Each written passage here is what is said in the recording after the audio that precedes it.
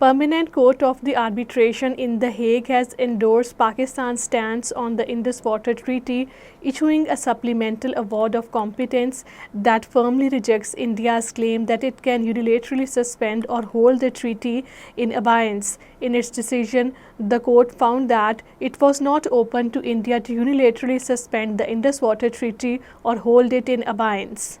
Pakistan has welcomed the decision by the Permanent Court of the Arbitration in The Hague to issue a supplemental award of competence in the Indus Waters Treaty case, stating that India cannot unilaterally hold the treaty in abeyance, a statement issued by the government said.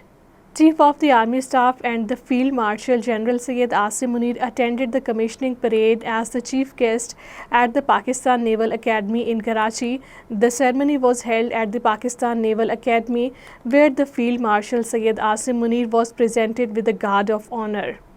All parties Hurriyat Conference has expressed strong condemnation over the arrest of the 3 youth in the Sopore under draconian the Public Safety Act, calling it another example of the Indian government's oppressive policies in the occupied Kashmir.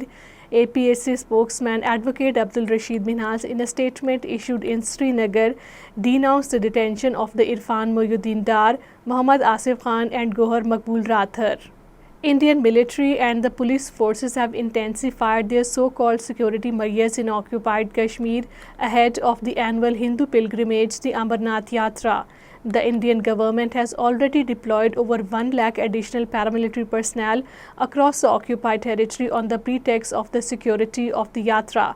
Snipers and the sharpshooters have been positioned at many locations.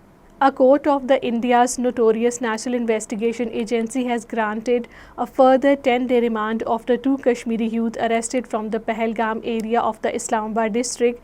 The NIA had arrested the youth identified as Parvez Ahmed and Bashir Ahmed from the Pahalgam last week.